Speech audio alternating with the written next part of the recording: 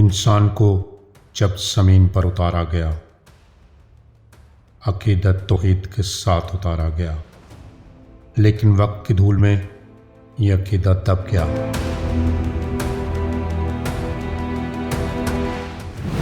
اور انسان تہذیب و تمدن سے دور ہوتا چلا گیا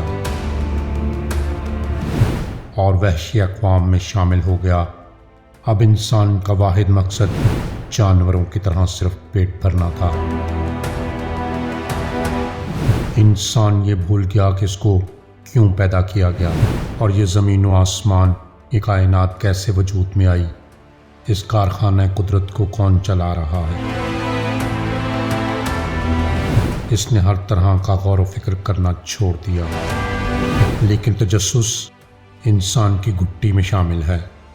ہر چیز کو جاننے اور سمجھنے کی جستجو انسانی فطرت ہے، اس لیے اس وقت کا انسان اس چیز سے زیادہ دور نہیں رہ سکا۔ کبھی پیٹ کا جہنم بھرنے کی کوشش، کبھی تن ڈھانپنے کی فکر، کبھی جنگلی جانوروں کا خوف، کئی دوسرے عوامل اور ضرورتوں نے اور تجسس کی جبلت نے اسے ایک بار پھر اپنی عقل سلیم کا استعمال کر کے سوچنے پر مجبور کیا، اپنے ارد گرد کے ماحول کو سمجھنے اور اس کو بہتر بنانے کی طرف گامزن کیا۔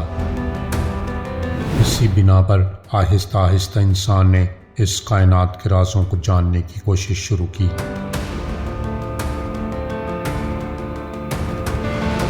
انسانی جبلت اور ہر چیز کو جاننے کی آرزو نے انسان کے اندر کائنات کو سمجھنے، اس کی بناوٹ اور نظام کو جاننے کی جستجو پیدا کی۔ جیسے جیسے اس نے کائنات میں غور کیا، وہ یہ سوچنے پر مجبور ہو گیا کہ یہ دنیا، یہ کائنات اتنی پیچیدہ اور وسیع ہے، یہ ممکن ہی نہیں کہ اس کو بنانے والا کوئی نہ ہو۔ یہ سارا نظام ایک خالق کے بغیر چل ہی نہیں سکتا۔ تو ہم اس سوال کا جواب کس سے لیں؟ اللہ تعالیٰ نے اپنے پیغمبروں پر نازل کردہ آسمانی کتابوں میں اس سوال کا جواب دیا ہے۔ قریش مکہ جب نبی کریم صلی اللہ علیہ وآلہ وسلم سے معجزہ دکھانے کا مطالبہ کرتے تو آپ صلی اللہ علیہ وآلہ وسلم نے فرماتے کہ قرآن پاک ہی آپ کا سب سے بڑا معجزہ ہے۔ یہ کتاب نہ صرف اس دور کے مسائل اور حالات کی رہنمائی فراہم کرتی ہے، بلکہ آنے والے زمانوں کے لیے بھی مشعل راہ ہے۔ اس میں فلکیات، نباتات، طب، طبیعیات، حیاتیات اور ریاضیات جیسے شعبوں کے بے شمار راز موجود ہیں، جنہیں آج کی جدید سائنس دریافت کر رہی ہے۔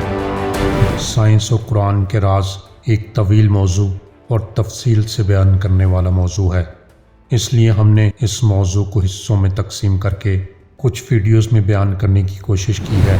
ہمیں امید ہے کہ آپ قرآن کے رازوں کو جاننے کے بعد قرآن کو مختلف انداز سے دیکھیں گے اور قرآن کو پڑھنے سے زیادہ اس کو جاننے اور سمجھنے اور اس پر عمل کرنے کی کوشش کریں گے اور اپنے مسلمان ہونے پر فخر کریں گے۔ لہٰذا اس سلسلے کی تمام ویڈیوز کو تفصیل سے دیکھیے گا اور سمجھنے کی کوشش کیجیے گا تاکہ آپ کی زندگی میں مثبت تبدیلی آئے۔ 20ویں صدی میں سائنسی دنیا میں بہت سی دریافتیں سامنے آئیں، جن میں سے ایک اہم دریافت کائنات کے پھیلاؤ کی تھی۔ ایک عام انسان کے لیے کائنات کے پھیلاؤ کی اصطلاح ایک عام سی بات ہو سکتی ہے، لیکن اس دریافت نے انسانی ذہن کو کائنات کی وسعتوں کی نئی جہت سے روشناس کروایا، اور اس میں کلیدی کردار مشہور ماہر طبیعیات اسٹیفن ہاکنگ کا تھا۔ ان کی مشہور کتاب a brief history of time نے دنیا کو سکھایا کہ کائنات ایک مسلسل پھیلتی ہوئی حقیقت ہے، لیکن دلچسپ بات یہ ہے کہ یہ نظریہ سائنس کے جدید اصولوں کے ذریعے ثابت ہونے سے 1400 سال پہلے قرآن مجید میں بیان ہو چکا تھا۔ اسٹیفن ہاکنگ کی کتاب a brief history of time 1988 میں شائع ہوئی، جس نے سائنس کی دنیا میں ایک انقلاب برپا کیا۔ انہوں نے اس کتاب میں کائنات کے آغاز، بلیک ہولز اور وقت کے سفر جیسے موضوعات پر روشنی ڈالی، لیکن سب سے اہم دریافت یہ تھی کہ کائنات پھیل رہی ہے۔ یہ نظریہ پہلے مشہور سائنسدان ایڈون ہبل نے پیش کیا تھا، جنہوں نے 1929 میں اپنے مشاہدات کے ذریعے یہ ثابت کیا کہ دور کی کہکشائیں زمین سے اور دور ہوتی جا رہی ہیں، جس کا مطلب یہ ہے کہ کائنات کا حجم بڑھ رہا ہے۔ اسٹیفن ہاکنگ اور دیگر سائنسدانوں کی اس دریافت کو جدید سائنس کا ایک سنگ میل قرار دیا گیا، لیکن قرآن مجید میں یہ حقیقت پہلے ہی سے موجود ہے۔ سورہ الزاریات کی آیت نمبر 47 میں اللہ تعالیٰ فرماتے ہیں، اور آسمان کو ہم نے اپنی قدرت سے بنایا اور بے شک ہم اسے وسعت دے رہے ہیں، یعنی پھیلائے جا رہے ہیں۔ یہ آیت واضح طور پر کائنات کے پھیلاؤ کی طرف اشارہ کرتی ہے، جو اس وقت کے سائنسدانوں کے لیے ایک نیا تصور تھا۔ 1400 سال پہلے کے عرب معاشرے میں یہ تصور عام انسانی فہم سے بالاتر تھا، اور آج کے جدید سائنسدانوں نے اس حقیقت کو دریافت کرنے کے بعد قرآن مجید کے اس بیان کی سچائی کو تسلیم کیا ہے۔ اس آیت کی تشریح میں مشہور مفکر ابن عربی نے بھی اپنی تحریروں میں لکھا ہے کہ اللہ کی تخلیق کا یہ عمل مسلسل جاری ہے اور کائنات پھیلتی جا رہی ہے۔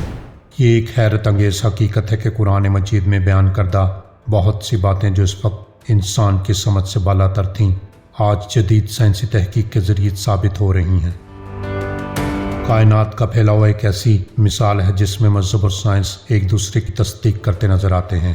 یہ اس بات کی دلیل ہے کہ قرآن مجید ایک ایسی کتاب ہے جو انسانی عقل اور سائنس سے بالاتر حقائق کو بیان کرتی ہے۔ اسٹیفن ہاکنگ جیسے سائنسدانوں نے ان حقائق کو سائنسی طور پر ثابت کیا، لیکن قرآن مجید میں یہ حقائق ان کی دریافت سے صدیوں پہلے بیان کیے گئے تھے۔ لیکن سوال پیدا ہوتا ہے کہ 1400 سال پہلے جب سائنس اور تحقیق کا نام و نشان نہیں تھا، تو یہ بات قرآن مجید میں کیسے بیان کی جا سکتی ہے؟ یقیناً یہ بات وہی بتا سکتا ہے جو خالق کائنات ہے، اور اس کا کہنا ہے کہ میں ہی کائنات کو وسعت دے رہا ہوں۔ کائنات کا پھیلاؤ اس بات کی دلیل ہے کہ انسان کے علم کی حدیں محدود ہیں، اور سائنس ہمیشہ نئی دریافتیں کرتی رہتی ہے۔ اسٹیفن ہاکنگ اور دیگر سائنسدانوں نے جدید سائنس کی روشنی میں جو حقائق پیش کیے وہ قرآن مجید میں پہلے سے موجود ہیں۔ یہ ان لوگوں کے لیے سوچنے کا مقام ہے جو سائنس اور مذہب کو ایک دوسرے سے الگ سمجھتے ہیں، اور بعض کہتے ہیں کہ یہ عظیم اور وسیع و عریض کائنات اور اس کا پیچیدہ نظام خود بخود وجود میں آیا اور خود ہی چل رہا ہے۔